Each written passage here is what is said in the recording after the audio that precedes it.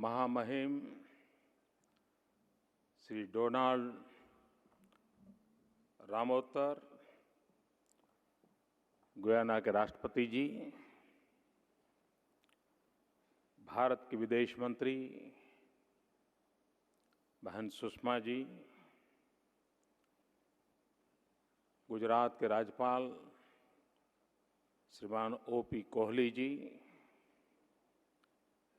गुजरात के मुख्यमंत्री आनंदीबेन पटेल,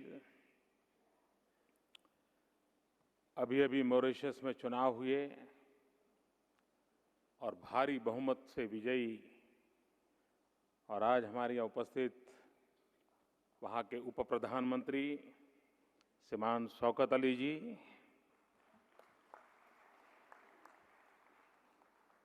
अफ्रीका के विदेश मंत्री और जिनका भारत प्रेम आप उनके कपड़ों में भी आज दिखाई देता है,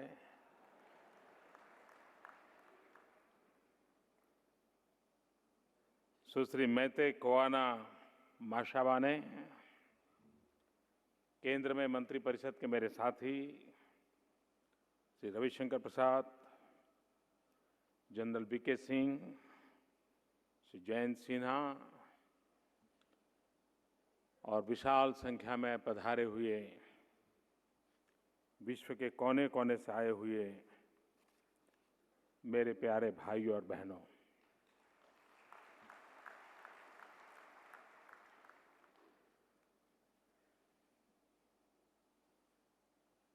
सौ वर्ष पहले एक प्रवासी भारतीय भारत आए और आज 100 साल के बाद सभी प्रवासी भारतीयों का एक प्रवासी गुजराती स्वागत करता है।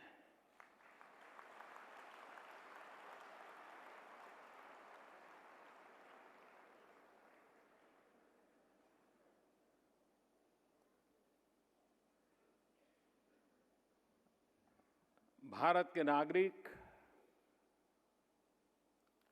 विश्व के 200 से ज्यादा अधिक देशों में बसे हैं और मैं विश्वास से कह सकता हूं कि उन 200 देशों में सिर्फ कोई एक भारतीय मूल का व्यक्ति वहां बसा ऐसा नहीं, वहां एक प्रकार से पूरा भारत बसा हुआ है।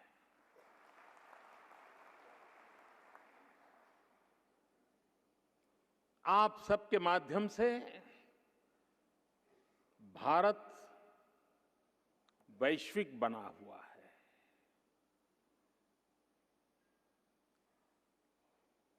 100-150 साल पूर्व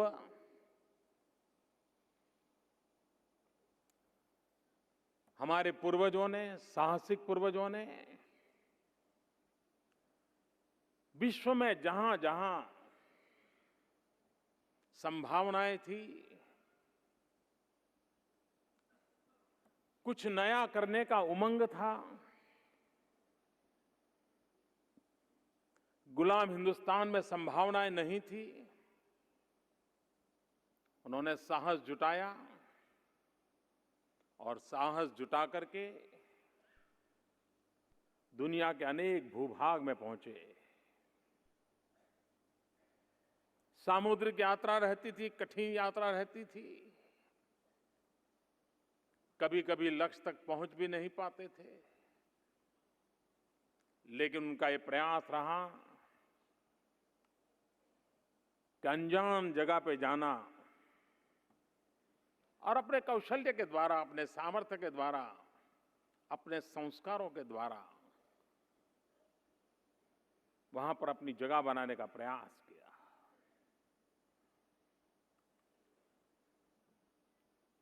कुछ कालखंड ऐसा भी आया कि जब भारत के शिक्षित लोग, प्रोफेशनल्स जीवन में और नई ऊंचाइयों को पाने के लिए, ज्ञान वृद्धि के लिए, एक्सपोजर के लिए विश्व में गए। उन्होंने भारत की एक नई पहचान बनाई। लेकिन वो एक कालखंड था जब आप अपना प्राण प्रिय देश छोड़ करके, अपने स्वजनों को छोड़ करके, यार दोस्तों को छोड़ करके दुनिया किसी और छोर पर चले जाते थे। कभी साहसिक स्वभाव के कारण, तो कभी संभावनाओं को तलाशने के लिए, तो कभी अवसर खोजने के लिए। वो समय था, शायद ये जरूरी था। लेकिन मैं आप सबका स्वागत करते हुए विश्वास दिलाता हूं, जब हमारे पूर्वज गए थे संभावनाओं को तलाशने के लिए, अब भारत की धरती पर संभावनाएं आपका इंतजार कर रही है।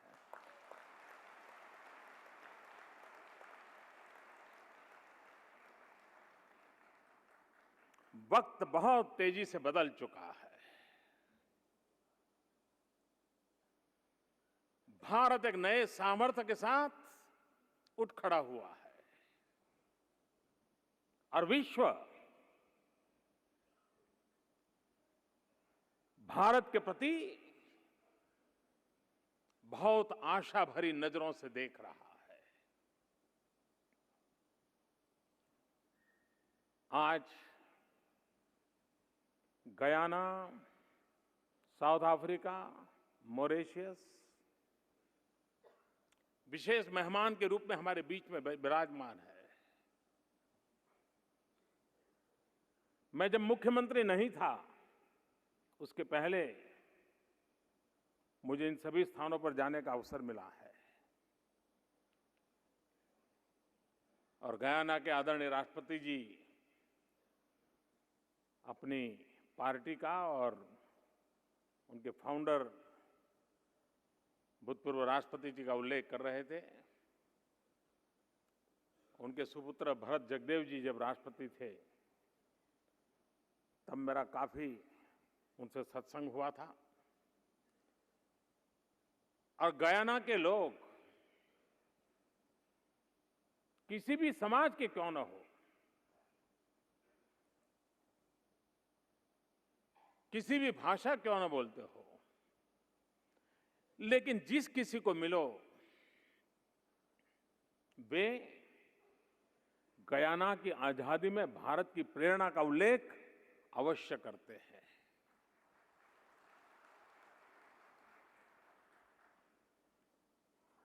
महात्मा गांधी 100 साल पहले साउथ अफ्रीका से चले थे और मातृभूमि की सेवा करने का सपना लेकर के भारत मां को गुलामी की जंजीरों से मुक्त कराने के लिए, मानवतावाद में विश्वास लेकर के इस धरती पर आए थे। वो निकले थे साउथ अफ्रीका से, आए थे हिंदुस्तान। आज साउथ अफ्रीका भी हमारे बीच मौजूद है, जहां से गांधी लौटे थे। और अफ्रीकन कांग्रेस का जन्म, अफ्रीकन नेशनल कांग्रेस का जन्म हुआ 8 जनवरी को हुआ था। आज 8 जनवरी है, आज ही का दिवस है। जबकि और तब उस समय महात्मा गांधी की दीर्घदृष्टि कैसी थी। उस समय गांधी जी ने अफ्रीकन नेशनल कांग्रेस के जन्म समय पर विश्व को जो संदेश दिया था, उस संदेश में एक विश्वास झलकता था। और उन्होंने कहा था कि ये नवजागरण का प्रेरणा बिंदु बन के रहेगा। ये बात उस समय महात्मा गांधी ने कही थी। आज भी मॉरिशस में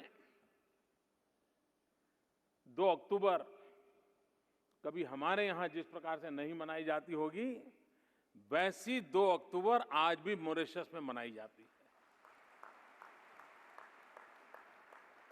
और मुझे सबसे पहले मॉरिशस में 2 अक्टूबर मनाने के लिए ही जाने का अवसर मिला था। और आज भी उनका जो, जैसे हमारे यहाँ गुजरात में महात्मा मंदिर अब इस प्रकार के कार्यक्रमों का प्रमुख केंद्र बना है, मॉरिशस में भी गांधी सभागृह ये सबसे बड़ा केंद्र बिंदु है। यानी हम देख सकते हैं कि कितना अपनापन।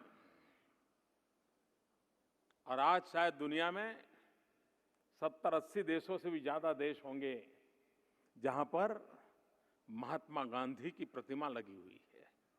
अभी मैं कुछ दिन पहले ऑस्ट्रेलिया गया था, वहां पर भी मुझे सौभाग्य मिला महात्मा गांधी की प्रतिमा के अनावरण का। कहने का तात्पर्य यह है कि इस विश्व मानव की पहचान, ये युग पुरुष की पहचान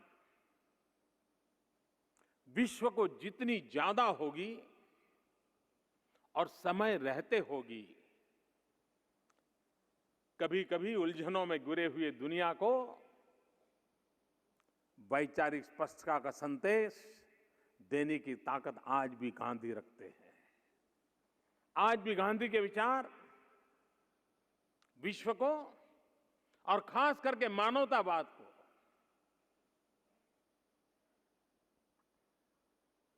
केंद्र में रख करके समस्याओं का समाधान कैसे हो सकता है, विकास की राह कैसे हो सकती है, आखिरी छोर पर बैठे हुए इंसान के जीवन में बदलाव कैसे आ सकता है, शायद गांधी से बढ़कर के चिंतन कहीं नहीं मिल सकता है। और हम सबका गर्व है, हमारे लिए सौभाग्य की बात है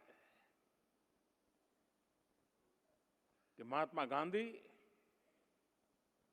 विदेश की उस सारी दुनिया को अलविदा कर करके हमारे गांव गरीब के लोगों के लिए खप गए थे। और तभी तो आज इतिहास हर पल उनको स्मरण कर रहा है। हमारे देश के लोग जो बाहर गए, अब आप गयाना में जाएंगे, भाषा बोलना तो कठिन है वहां के लोगों को, लेकिन जब होली अगर देखोगे गयाना की, तो वैसे ही रंगों से रंगे जाते हैं जैसे हिंदुस्तान की धरती पर हम रंगे जाते हैं। जब दिवाली मनाते हैं तो आपको लगेगा कि क्या दिए जगमगाते हैं, जैसे लगता है हिंदुस्तानियों को, हिंदुस्तान में रहने वाले हिंदुस्तानियों को गयाना में जलता हुआ दीप नई प्रेरणा देने की ताकत रखता है। ये हमारे लोगों ने विरासतें खड़ी की हुई विश्व में, ये ताकत खड़ी की है। और उसी ताकत को एक सकारात्मक काम के लिए, इस सामर्थ्य को विश्व में सार्थक पहचान कराने का वक्त आ चुका है।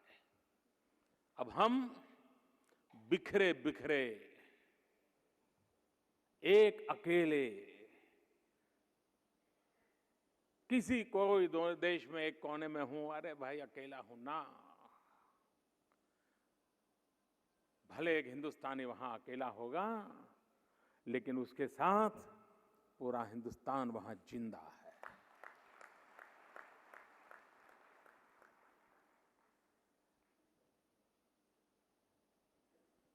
मैं एक नई जिम्मेवारी मिलने के बाद मुझे विश्व के 50 से अधिक राष्ट्राध्यक्षों से मिलने का सौभाग्य मिला है, बातचीत करने का मौका मिला है।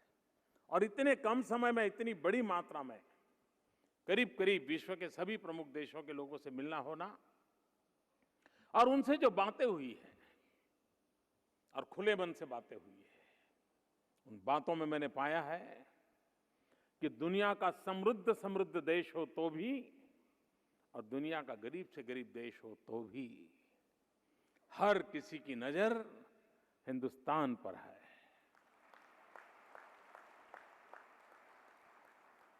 हर एक को लगता है कि हम जहां जाना चाहते हैं शायद भारत के साथ कदम मिलाकर के हम चल सकते हैं। हर कोई अपनी एकाध एकाध कोई चीज के साथ भारत को जोड़ करके देख रहा है। ऐसे अवसर बहुत कम आते हैं। अब हम हिंदुस्तान के लोग जो विदेशों में बसे हुए हैं, ये उनका कर्तव्य बनता है कि वे इस अवसर को मानव जात के कल्याण की दृष्टि से और भारत के उत्कर्ष की दृष्टि से हम कैसे काम में लगा सके। और मैं मानता हूं आज हर भारतीय एक शक्ति के रूप में वहां विराजित है। वो अगर संगठित शक्ति बनती है, अगर वे अपने आप में एक ड्राइविंग फोर्स बनती है, तो हम अनेक नए परिणामों को प्राप्त कर सकते हैं। विश्व में भारतीयों के प्रति जो आदर है, जो लगाव है, उसका कारण वहां रहने वाले भारतीय के पास कोई विपुल मात्रा में धन संपदा है इसलिए नहीं है। जिन मूल्यों को लेकर के वो जी रहा है, जिन सांस्कृतिक विरासत का वो प्रतिनिधित्व करता है, और उसका परिणाम है कि आज दुनिया में किसी भी देश में वहां के नागरिक को जब पता चले कि हमारे पड़ोस वाले घर में कोई भारतीय परिवार रहने के लिए आने वाला है, वो सबसे ज्यादा खुशी उसको होती है कि वाह बहुत अच्छा हो गया, हमारे बगल में भारतीय पड़ोसी रहने आया है, हमारे बच्चों के विकास में बहुत काम आएगा। क्यों? क्योंकि फैमिली वैल्यूज वो अपने आप सीख जाएगा। दुनिया के किसी भी देश में भारतीय को यह अनुभव नहीं आता है, नहीं नहीं भाई हमारे मोहल्ले में नहीं, हमारी गली में नहीं, हमारी सोसाइटी में नहीं, ऐसा कभी अनुभव नहीं आता है। ये क्या, वो कौन सी ताकत है? ये अपनापन, ये लगाव दुनिया हमें स्वागत करने के लिए वहां फैला करके खड़ी रहती है। उसका कारण क्या है? ये हमारे मूल्य है, हमारी संस्कृति है, हमारे संस्कार हैं, हमारी इस विरासत को हम जी रहे हैं, उसी की तो वजह से हो रहा है। और इसलिए हमारी ये जो बदौलत है, उस बदौलत को हम कैसे आगे लेकर के जाएं, उस दिशा में हमें प्रयास करना चाहिए। कभी कभार लोगों को लगता है कि भाई अब हम बाहर रहते हैं, सालों से चले गए, अब हम क्या कर सकते हैं। मैं समझता हूं ऐसा सोचने की जरूरत नहीं है। कोई 1-2 महीने पहले की घटना है। मुझे गुजरात से किसी ने एक अखबार का कटिंग भेजा था, उसके जेरॉक्स भेजी थी और बड़ा इंटरेस्टिंग था। मैं नाम वगैरह तो भूल गया। सूरत जिले में कोई एक एनआरआई अपने गांव आते थे, हर साल आते थे। जब अपने गांव आते थे 15 दिन, महीना, 2 महीना जितना भी रुकते थे, वे सुबह झाड़ू लेकर के गांव की सफाई किया करते थे, गांव की गलियों में जाते थे, कूड़ा कचरा साफ करते थे और गांव वाले उनकी बड़ी मजाक उड़ाते थे। उनको लगता था इसका स्क्रू ढीला हो गया है। सबको उनके प्रति बड़ी विचित्रता भाव रहता था। लेकिन इस बार जब वो आए, उन्होंने तो वो काम पहले से करते, इस बार भी शुरू किया। अपने गांव में निकल पड़े, आते ही दूसरे दिन सुबह, जेट लैग वगैरह कुछ नहीं, बस वही काम। इस बार उन्होंने देखा पूरा गांव उनके साथ जुड़ गया था। और वो खबर मुझे किसी ने एक प्रेस कटिंग भेजा था। एक प्रवासी भारतीय मैं 100 साल पहले गांधी को देखता हूं, दुनिया को कैसे खड़ा कर दिया, और एक छोटा सा नागरिक जिसका नाम पहचान कुछ नहीं है, लेकिन कमिटमेंट के साथ उसने अपने गांव को कैसे बदल दिया, इसका उदाहरण मैं कहता हूं। ये ऐसे तो एक अनेकों होंगे, अनेकों होंगे जिन्होंने अपनी शक्ति, बुद्धि, समझ को समय रहते मां भारती की सेवा के लिए लगाने का प्रयास किया होगा। और यही तो है हमारी ताकत। आप देखिए, दुनिया भारत को कितना प्यार कर रही है, उसका उदाहरण देखिए। मुझे पहली बार यूएन में जाने का अवसर मिला। वहां मुझे भारत की तरफ से बोलना था। तो बोलते बोलते मैंने एक बात कही कि यूनाइटेड नेशन अनेक अंतर्राष्ट्रीय दिवस मनाता है, चिल्ड्रन डे मनाता है, विमेन डे मनाता है, नॉन वायलेंस डे मनाता है। क्यों न विश्व योगा डे बनाए, अंतर्राष्ट्रीय योग दिवस कैसे बने, ये मैंने वहां प्रस्ताव रखा। और यूनाइटेड नेशन के इतिहास की एक अद्भुत घटना घटी। 193 कंट्रीज है यूएन के member. Out of 193 countries, 177 countries ने को स्पॉन्सर के नाते उस प्रस्ताव का समर्थन किया।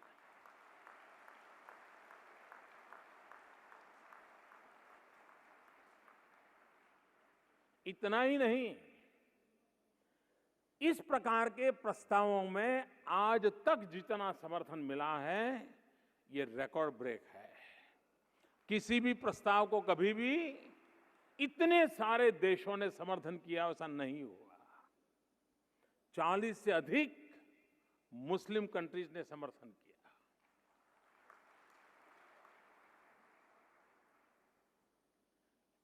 सामान्य रूप से इस प्रकार का प्रस्ताव पारित होने में उसकी प्रक्रिया बड़ी विशेष होने के कारण करीब करीब 2 साल लग जाते हैं। इस प्रस्ताव को पारित होने में मुश्किल से 100 दिन लगे। मैं इस चीज को विस्तार से इसलिए कह रहा हूं कि विश्व भारत को गले लगाने के लिए किस प्रकार से तैयार है, ये उसकी एक छोटी सी झलक है। इससे हम अंदाज कर सकते हैं कि दुनिया हमें स्वीकार करने के लिए कैसे सज्ज बनी है। और जब विश्व हमें स्वीकार करने के लिए सज्ज बना है, तब ये हमारा दायित्व बनता है कि हम अपने आप को विश्व की अपेक्षा के अनुसार अधिक सज्ज करें, अधिक सामर्थ्यवान बनाए। दुनिया को देने के लिए हमारे पास क्या नहीं है। अगर आवश्यकता है तो हमारे भीतर एक विश्वास की आवश्यकता है, अपने पर भरोसे की आवश्यकता है। और आखिरकार महात्मा गांधी ने आजादी दिलाई तो इसी मंत्र से दिलाई थी कि उन्होंने हर हिंदुस्तानी के दिल में आजादी की आग भर दी थी, आत्मविश्वास भर दिया था। और झाड़ू लगाए तो भी आजादी के लिए करता हूं, बच्चों को पढ़ाएं तो भी आजादी के लिए करता हूं, खादी पहने तो भी आजादी के लिए कर रहा हूं, सेवा का कोई प्रकल्प करे तो भी मैं आजादी के लिए कर रहा हूं, ऐसा एक जन आंदोलन खड़ा कर दिया था। हम भी इस मानवतावाद की आज सबसे बड़ी जरूरत है, तब इन्हीं आदर्शों को लेकर के विश्व के सामने भारत एक आशा की किरण लेकर के बैठा है, तब अपने आप को सज्ज करने का प्रयास हमारे लिए बहुत बड़ी आवश्यकता है। ये प्रवासी भारतीय दिवस जब अटल बिहारी वाजपेयी जी प्रधानमंत्री थे, तब 2003 में प्रारंभ हुआ और निरंतर चल रहा है। लेकिन बीच में थोड़ा थोड़ा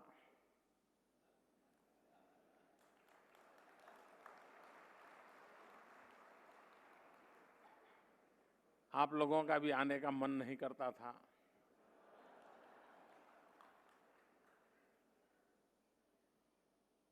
बहुत कम लोग आते थे। कुछ लोग इसलिए आते थे कि आना पड़ता था। कुछ लोग इसलिए आते थे कि आए बिना रह नहीं सकते थे। लेकिन मैं हर बार आता था।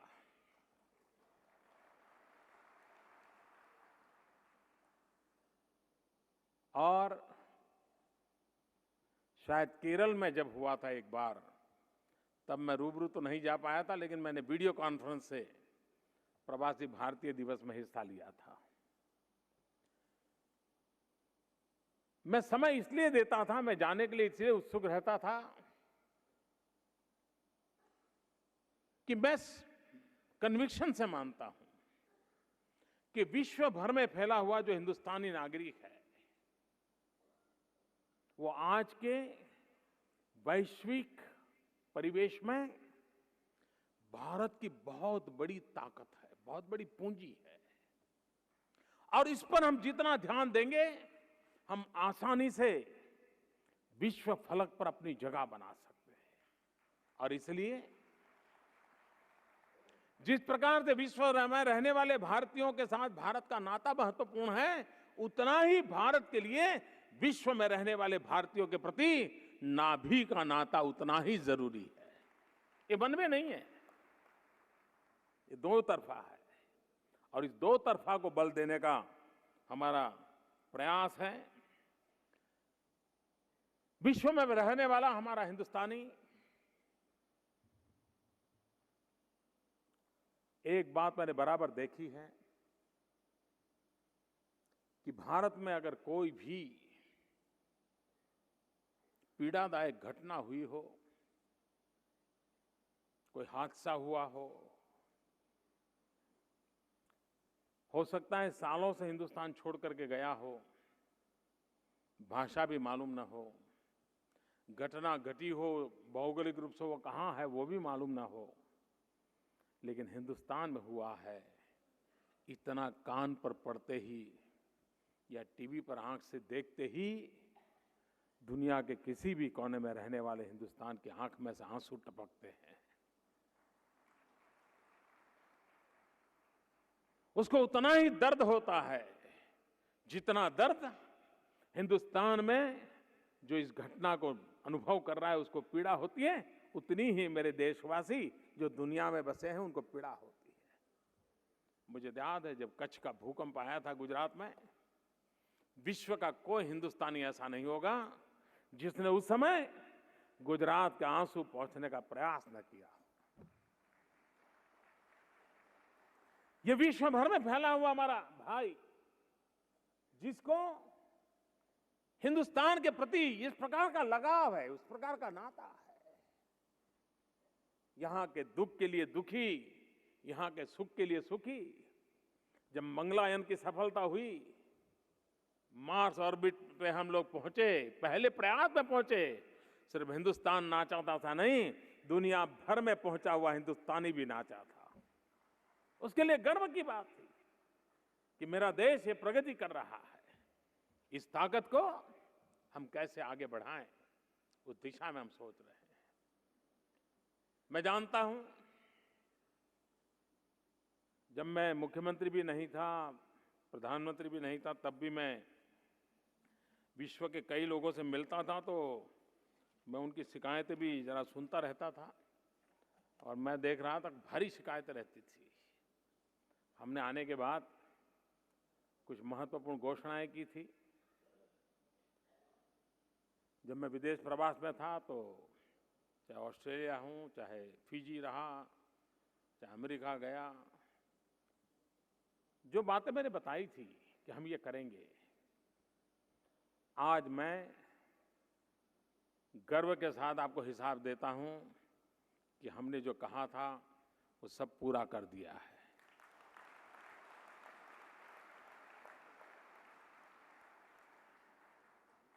हमने कहा था पीआईओ कार्ड होल्डर को आजीवन वीजा दिया जाएगा, वो काम हो चुका है। अब आपको एम्बेसी के चक्कर काटने की जरूरत नहीं पड़ेगी। दूसरी एक समस्या थी, वो क्यों थी वो अभी भी मेरे समझ में नहीं आता है। जो पीआईओ कार्ड होल्डर जो थे और भारत में आकर के रहते थे, तो हर सप्ताह उनको पुलिस स्टेशन जाना पड़ता था, कुछ सिखाने के लिए नहीं, हाजिरी लगानी पड़ती थी। और जब मैं ये सुनता था तो मुझे होता है कि ये क्यों ऐसा क्यों हो रहा है। लेकिन जब ये काम करने की जिम्मेवारी मेरी आई, ये नियम अब समाप्त कर दिया गया है।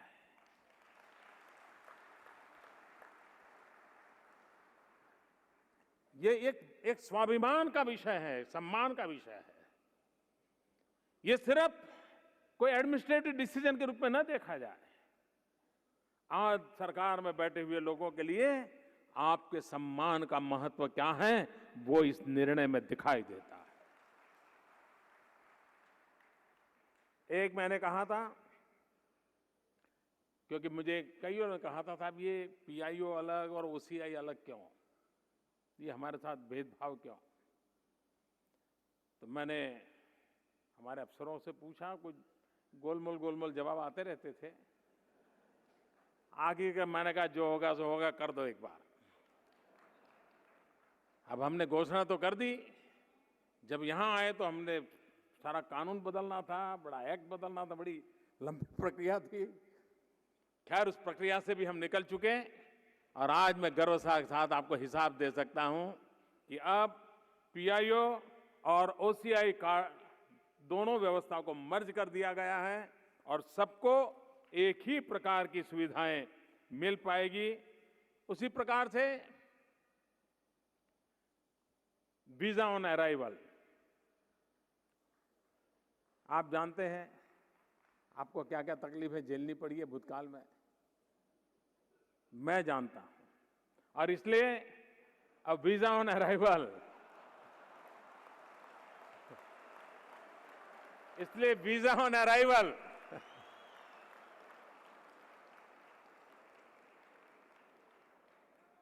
आपके लिए ये सुविधा कर दी गई है। करीब दुनिया के 43 कंट्रीज को इसका बेनिफिट ऑलरेडी हमने कर दिया है। उसी प्रकार से इलेक्ट्रॉनिक ट्रैवल ऑथराइजेशन, ये व्यवस्था भी कर दी है ताकि ऑनलाइन कॉरेस्पॉन्डेंस से भी आप ये काम कर सकते हैं, आपका समय सबसे ज्यादा बचे। और हमारी एम्बेसी एक प्रकार से आपके लिए सर्वाधिक उपयोगी हो, उस दिशा के महत्वपूर्ण कदम इस सरकार ने ऑलरेडी उठा लिए हैं। दिल्ली में एक प्रवासी भारतीय केंद्र, उसकी स्थापना का निर्णय हुआ था, अब उसका भवन तैयार हो गया है। थोड़े ही दिनों में वो भी प्रारंभ हो जाएगा और मैं मानता हूं कि इसका लाभ आने वाले दिनों में सभी प्रवासी भारतीयों को मिलेगा। कुछ लोगों को लगता है कि प्रवासी भारतीयों के साथ ये जो मेल मिलाप है कुछ अपेक्षाओं के से है। मैं समझता हूं ये अपेक्षाओं के लिए नहीं है। अपनों से मिलना यही अपने आप में एक ताकत होती है। मिल बैठ करके एक दूसरे के सुख दुख बांटना, ये भी अपने आप में एक बहुत बड़ी ऊर्जा का केंद्र बन जाता है। और इसलिए ये हमारा मेल मिलाप, उसकी अपनी एक विशेषता है। और अब तो युवा पीढ़ी जो कि जिनका जन्म ही वहां हुआ, सेकंड जनरेशन थर्ड जनरेशन है, वे युवक भी इन दिनों बहुत बड़ी मात्रा में शरीक होते हैं, क्योंकि उनको भी भारत के लिए कुछ न कुछ करने की उमंग रहता है। जिनके मन में कुछ करना है उनके लिए बहुत कुछ है, लेकिन हर चीज पाउंड और डॉलर से ही होती हैं, ये मानने की आवश्यकता नहीं है। मैंने ऐसे लोग देखे हैं। मैं जब गुजरात में हम भूकंप के लिए काम कर रहे थे, मैं कनाडा से एक बच्ची आई थी, मैं उसे मिला था, मुस्लिम परिवार से थी। उसका जन्म शायद अफ्रीकन कंट्रीज में हुआ और बाद में वो परिवार उसका कनाडा में शिफ्ट हुआ था। उसके पिता ने, उसकी माता ने कभी हिंदुस्तान देखा नहीं था, लेकिन कच्छ के भूकंप के बाद वो आई, कच्छ में रही और महीनों तक उसने कच्छ में काम किया था। ये जो ताकत है, ये ताकत जो है, इसको हमने समझने की आवश्यकता है। हमारे पास ज्ञान है, हमारे पास अनुभव है, हमारे पास एक विशिष्ट परिस्थिति में काम करने का एक्सपोजर है, हम एक अलग प्रकार की डिसिप्लिन से गुजरे हुए लोग हैं। ये वो चीजें हैं जो हम अपने यहां इंजेक्ट कर सकते हैं, इसको ला सकते हैं, और हमारे रहते हुए कुछ समय अपने लोगों के साथ बिता करके हम इन चीजों को कर सकते हैं, और ये भी देश की बहुत बड़ी सेवा होती है। इन दिनों स्वच्छ भारत का एक अभियान चलाया है, लेकिन एक बहुत बड़ा महत्वपूर्ण काम जो मैं जानता हूं आप सबके दिलों में भी वो उतनी ही ताकत रखता है, आपके दिलों को भी छूने के लिए उस बात में उतना ही सामर्थ्य है, और वो है मां गंगा की सफाई।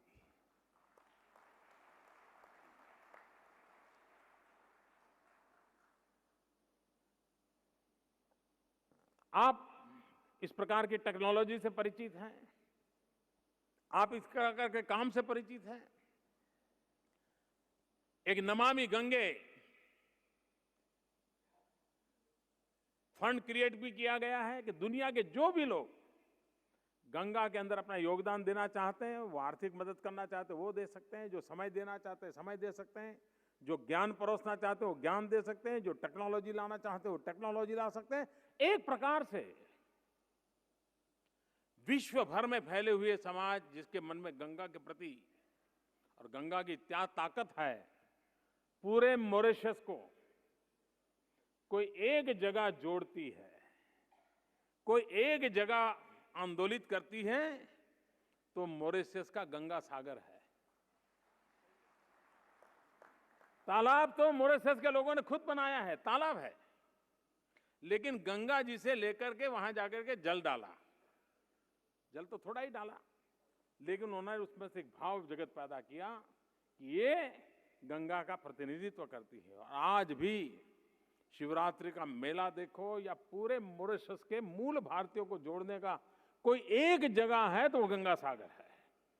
हिंदुस्तान से दूर गंगा नाम से बना हुआ एक तालाब भी पूरे मॉरिशस को सांस्कृतिक विरासत जगाने की प्रेरणा दे सकता है। और जब शौकत अली जी को सुनोगे तो आपको पता चलेगा कि किस प्रकार से उसने वहां के जीवन को बदला है। तो ये तो मां गंगा 2500 किलोमीटर लंबी, हिंदुस्तान की 40% जनसंख्या जिसके साथ सीधी सीधी जुड़ी हुई है। और मेरे लिए गंगा की सफाई जिस प्रकार से एनवायरनमेंट का विषय है, गंगा की सफाई श्रद्धा का विषय है, गंगा की सफाई सांस्कृतिक विरासत का विषय है, उसी प्रकार से गंगा की सफाई उन 40% उस भूभाग में रहने वाले भाइयों बहनों की आर्थिक उन्नति का भी प्रतीक बन सकता है। और इसलिए उस काम को हमें करना है। और जिन राज्यों से मां गंगा गुजरती है, वहां पर आर्थिक उन्नति के लिए हम जितना करें उतना कम है। चाहे उत्तर प्रदेश हो, बिहार हो, झारखंड हो, उत्तराखंड हो, पश्चिम बंगाल हो, ये सारा इलाका है जहां पर आर्थिक उन्नति की बहुत संभावनाएं पड़ी है। और उस संभावनाओं को तराशने के लिए मां गंगा एक बहुत बड़ा केंद्र बिंदु बन सकती है। गंगा के किनारे पर विकास हो सकता है। 120 से ज्यादा शहर है गंगा के किनारे पर, 6000 से ज्यादा गांव है, 2500 किलोमीटर लंबा है। और काशी जैसा तीर्थ क्षेत्र हो या हरिद्वार ऋषिकेश हो या गंगोत्री जमुनोत्री हो, क्या कुछ नहीं है। इस विरासत को लेकर के हम आगे बढ़ना चाहते हैं। मैं आपको निमंत्रण देता हूं, आइए, आपका ज्ञान, बुद्धि, सामर्थ्य जो कुछ भी हो, इसके साथ जुड़िए।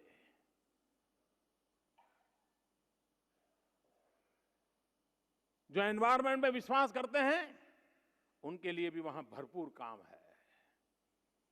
जो इंक्लूसिव ग्रोथ में विश्वास करते हैं उनके लिए भी भरपूर काम है। जो रूरल डेवलपमेंट में विश्वास करते हैं उनके लिए भी भरपूर काम है। जो एडवेंचर चाहते हैं उनके लिए भी भरपूर काम है।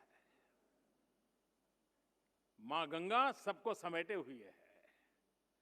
उस मां गंगा से जुड़ने का अवसर मतलब हजारों साल के सांस्कृतिक धारा के साथ जुड़ने का अवसर है। उस अवसर को हम लें और उसी का हम उपयोग करें, ये मैं आपसे प्रार्थना करता हूं। मैं आज भारत ने विकास यात्रा पर कहां से कहां पहुंच रहा है, किस तेजी से बढ़ रहा है, उसके लिए आपका समय नहीं लेना चाहता, क्योंकि 11 तारीख को मैं एक दूसरे अवसर पर फिर से इसी सभागृह में आ रहा हूं। उस समय में काफी विस्तार से बातें करनी होगी, क्योंकि आर्थिक विषयों से जुड़ा हुआ वो कार्यक्रम है। लेकिन मैं चाहता हूं कि आपकी शक्ति और सामर्थ्य, हमारे यहाँ शास्त्रों में एक बहुत ही बढ़िया श्लोक विदेश में रहने वाले लोगों के लिए है, बड़ा अच्छा है, इसलिए मैं उसका यहाँ जिक्र करना चाहता हूं। शास्त्र कहते हैं, यस्तु संचरते देशान सेवते यस्तु पंडितान। यस्तु संचरते देशान सेवते यस्तु पंडितान तस्य विस्तारिता बुद्धि ही तैल बिंदु रिवांभसी। उसका सीधा मीनिंग ये है कि जो विश्व में भ्रमण करता है वो इतना ज्ञान और अनुभव अर्जित करता है, और वो ज्ञान अनुभव इतना पैना होता है, इतना ताकतवर होता है कि कितना ही गहरा समंदर क्यों न हो, पानी का कितना ही बड़ा सागर क्यों न हो, लेकिन उस पर एक तेल बिंदु पड़े तो जिस प्रकार से वो उस पर प्रभावी हो जाकर के फैल जाता है, ये विश्व भर में भ्रमण करने के पाया हुआ ज्ञान भी उतना ही ताकतवर होता है। ये मंत्र कह रहा है, और वो ताकत के धनी आप है, वो ताकत के धनी आप है। उस ताकत का उपयोग मां भातृ की सेवा के लिए कैसे लगे, आने वाले दिनों में भारत जो विकास की नई ऊंचाइयों को पार कर रहा है, आप भी उसके साथ जुड़िए।